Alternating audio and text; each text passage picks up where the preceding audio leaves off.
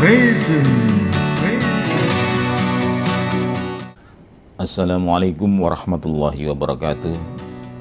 Ikhwan fillah, bersyukur kepada Allah Subhanahu wa taala atas limpahan nikmat dan karunia-Nya yang tiada terhingga dari hari ke hari. Allah senantiasa menurunkan nikmat-Nya kepada kita semuanya yang kadang kita tidak sadari bahwa itu adalah nikmat dari Allah Subhanahu wa taala. Bahkan semua yang kita miliki saat ini hakikatnya adalah milik Allah Subhanahu wa taala. Layak bagi kita semuanya dan wajib bagi kita semuanya untuk mensyukuri nikmat-nikmat itu. Pada kesempatan kali ini kita akan membahas tentang kebahagiaan atau as-sa'adah.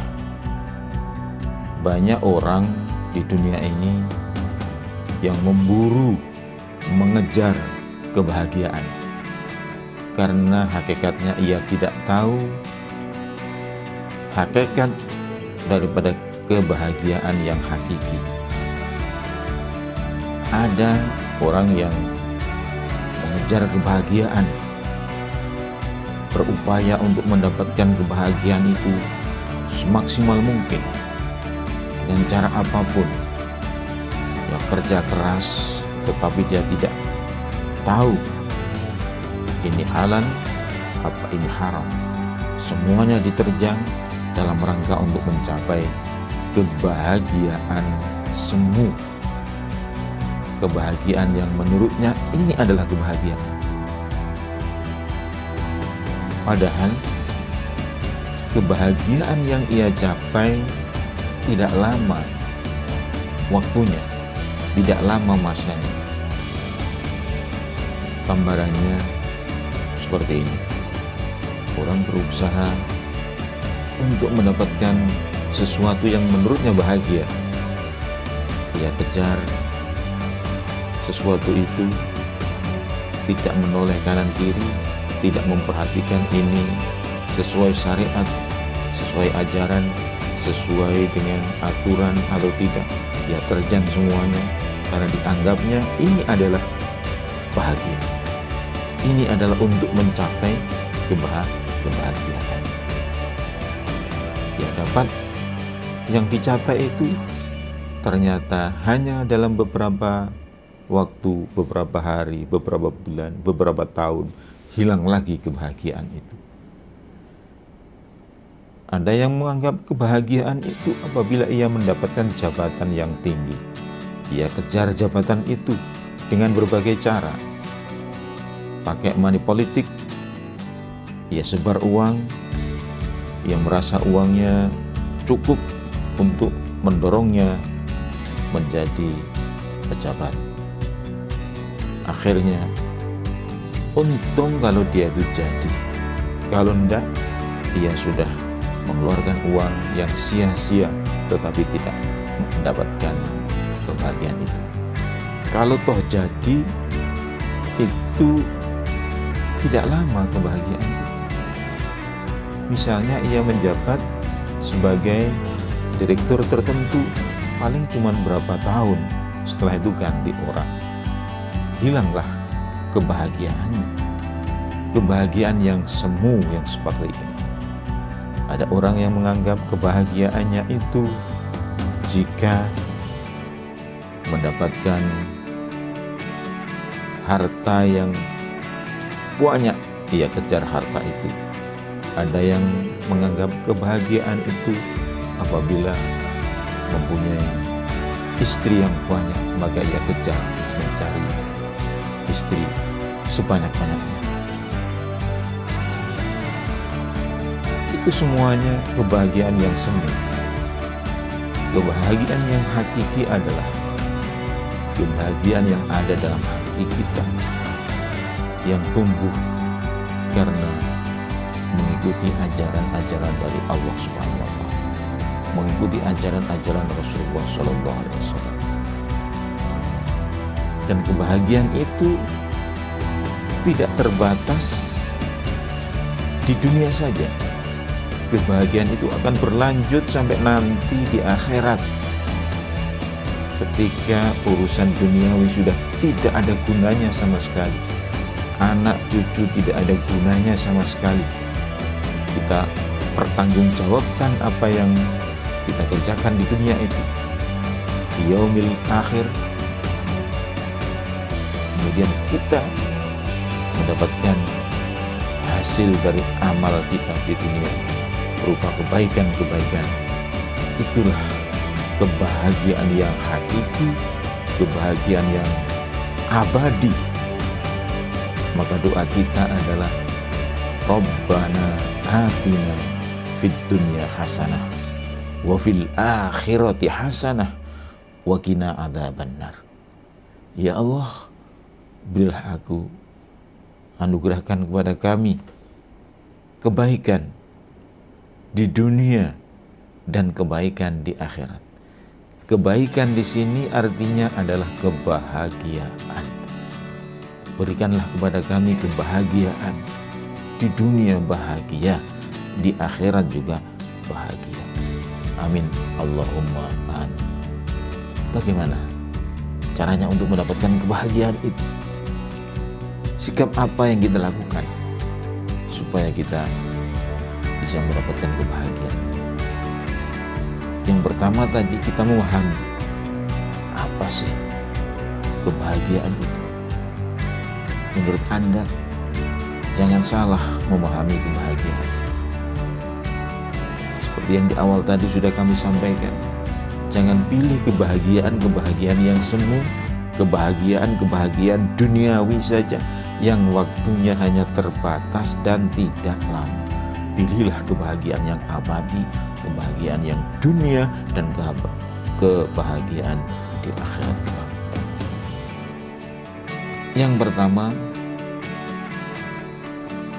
ikhlas. Ikhlas. Hidup kita harus ikhlas. Kita hidup, kita lahir dalam kondisi apapun, ketika kita sadar sudah mulai dewasa, sudah mulai paham, terimalah itu dengan ikhlas, dengan apa adanya. Pertama, dari lahir saja kita tidak bisa memilih siapa yang melahirkan kita. Kita tidak bisa memilih lahir dari seorang putri raja. Kita tidak bisa memilih lahir dari ibu dari seorang tokoh. Kita tidak bisa memilih lahir dari ibu mana saja yang di dunia ini. Kita lahir dari mana saja, dari ibu mana saja, kita terima apa adanya. Itu adalah ikhlas. Jangan sampai kemudian kita marah-marah, kenapa saya lahir dari fulana, kenapa saya lahir dari ibu ini. Tidak terima. Justru itu yang membuat kita akhirnya tidak bahagia. Terima apa adanya. Kita lahir dari keluarga yang sederhana, dari keluarga yang kaya raya, dari keluarga yang terpelajar, dari keluarga yang biasa. Terima dengan apa adanya. Selanjutnya adalah kita tingkatkan. Oke, saya lahir dari seorang yang biasa-biasa, tetapi saya harus menjadi orang yang hebat. Itu baru seperti ini. Ikhwan fillah, itulah arti daripada keikhlasan. Selanjutnya adalah ikhlas menerima takdir-takdir yang lain.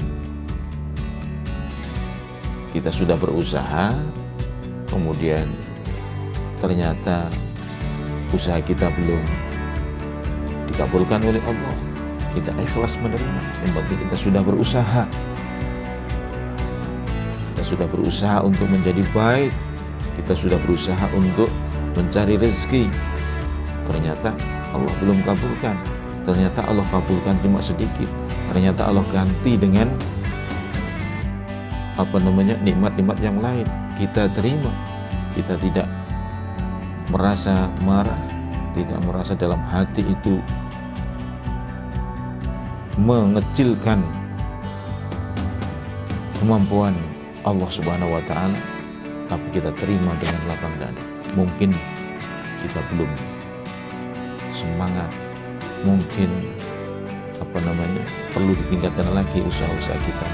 Itulah kita evaluasi diri, apa yang kurang sehingga kita kok belum dikabulkan doa-doa kita oleh Allah Subhanahu wa Ta'ala. Keinginan kita kok belum dikabulkan oleh Allah Subhanahu wa Ta'ala. Evaluasi diri, kemudian kita kembangkan, kita tingkatkan dari waktu ke waktu. Insya Allah, kalau syarat-syarat untuk mencapai kebahagiaan, mencapai tujuan kita itu sudah terpenuhi, Allah pasti akan kabulkan.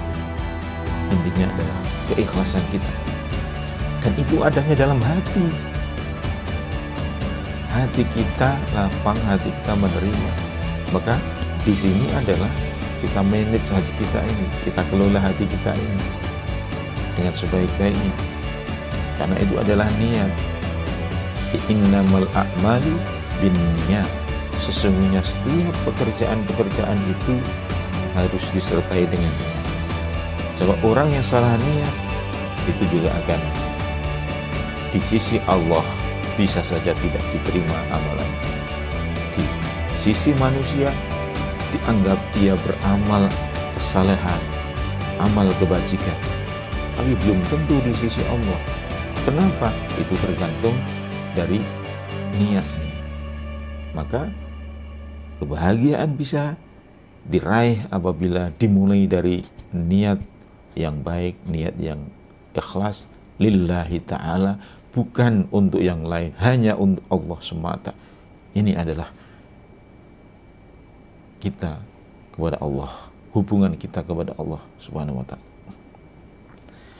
Yang kedua, tipnya adalah banyak-banyak bersyukur, mensyukuri nikmat Allah. Setelah kita terima, baru kita syukuri. Alhamdulillah saya bisa hidup, alhamdulillah saya bisa makan, alhamdulillah saya bisa kondisi sehat, alhamdulillah saya bisa belajar, alhamdulillah, dan sekian hamdalah. Hamdalah itu menunjukkan bahwa yang berhak mendapatkan pujian hanya Allah, yang lain tidak, karena semuanya itu adalah dari Allah. Maka kalau orang kemudian tadi setelah ikhlas kemudian mendapatkan nikmat yang banyak, kemudian sombong, seakan-akan nikmat ini, keberhasilan ini, kebahagiaan ini hasil dari jerih payahnya. Sombong, menafikan peran Allah. Di situ tetap ada peran Allah. Kalau Anda kemudian merasa ini hasil jerih payah saya sendiri, ini bukan karena Allah. Kalau saya tidak begini, maka tidak mungkin saya akan berhasil. Iya, itu betul, tetapi peran Allah sangat kuat di situ. Maka katakan alhamdulillah, segala puji hanya milik Allah. Itu karena Allah Subhanahu wa Ta'ala. Jadi banyaklah bersyukur kepada Allah Subhanahu wa Ta'ala. La in syakartum la azidannakum wa la in kafartum inna adzabi lasyadid. Kemudian yang ketiga tipnya adalah sabar. Sudah punya rezeki yang banyak, sudah dikabulkan permintaan-permintaannya, mendapatkan kenikmatan, mendapatkan kebahagiaan duniawi, kebanyakan kemudian lupa. Tadi lupa tidak mau bersyukur, akhirnya lupanya ini lebih dari sekedar tidak bersyukur. Akhirnya dia sombong, congkak, mengingkari Allah Subhanahu wa Ta'ala. Yang tadinya ibadahnya itu tekun, yang tadinya ibadahnya rutin, kemudian setelah mendapatkan nikmat semakin hari semakin banyak nikmatnya, semakin dikabulkan. Ternyata banyak yang kemudian meninggalkan Allah SWT, tidak mau beribadah. Yang tadinya ke masjid rutin sekarang tidak mau. Karena apa? Udah mendapatkan nikmat yang banyak, lupa bahwa semuanya itu adalah dari Allah Subhanahu wa Ta'ala. Semuanya itu adalah milik Allah Subhanahu wa Ta'ala. Maka disinilah perlu sabar. Sabar itu ibarat adalah remnya. Jadi sabar itu di saat kena musibah juga sabar, di saat banyak pahala juga sabar, supaya bisa mendapatkan rem, bisa direm. Yang tadinya bersyukur kemudian berubah sama sekali tidak bersyukur, direm dengan kesabaran itu. Kalau dalam musibah yang musibahnya banyak, itu juga membuat orang kemudian tidak bersyukur, perlu direm dengan kesabaran, mengingat-ingat bahwa semuanya itu adalah dari Allah Subhanahu wa Ta'ala. Menahan diri itu bentuk dari kesabaran kita dalam menghadapi semua, baik itu ujian, cobaan maupun namanya istidraj, berupa kenikmatan-kenikmatan yang sangat banyak. Dan yang keempat adalah istiqamah, tetap lurus jalan Allah Subhanahu wa Ta'ala. Banyak orang yang tidak bisa itu istiqamah. Maka Allah nyatakan, innal ladzina qalu rabbuna Allah tsumma istaqamu. Yakin, iman yang kuat, rabbuna Allah, tambah dengan istiqamah, lurus, sudah menyatakan keimanan, sudah menyatakan tauhid Allah Subhanahu wa Ta'ala sebagai Rabb, sebagai ilah, al-ma'bud, yang sembah, lanjut setiap hari seperti itu, konsisten, itu namanya istiqamah. Banyak orang yang tidak istiqamah, baik dalam menjaga kata-kata, pagi A, sore berubah menjadi B. Banyak orang yang tidak bisa menjaga komitmen, katanya ini, berubah pikiran. Itulah watak dari orang-orang yang munafik, tidak bisa memegang janjinya. Kalau sudah demikian, istiqamah diawali dengan ikhlas, syukur kepada Allah Subhanahu wa Ta'ala, sabar, istiqamah, maka tatanazzalu alaihimul malaikah, para malaikat itu akan turun ke dunia memberi kabar yang gembira, alla takhafu wa la tahzanu. Tidak ada ketakutan, tidak ada keresahan, tidak ada kekhawatiran. Semuanya Allah perintahkan para malaikat untuk memberikan kebaikan-kebaikan kepada orang-orang yang istiqamah. Maka jaga istiqamah. Dari awal tip-tip tersebut hendaknya kita lakukan setiap hari juga dengan istiqamah. Mulai dari ikhlas, mulai dari syukur, mulai dengan sabar, kita lakukan dengan istiqamah. Mudah-mudahan kita semuanya bisa mengikuti ajaran-ajaran Rasulullah SAW. Mudah-mudahan kita semuanya mendapatkan petunjuk dari Allah Subhanahu wa Ta'ala, bisa menjalankan ajaran-ajaran Islam dengan benar. Mudah-mudahan kita termasuk orang-orang yang diridhoi oleh Allah Subhanahu wa Ta'ala. Amin amin ya rabbal alamin. Qul qali hadza billahi taufiq wal hidayah wal ridha wal inayah.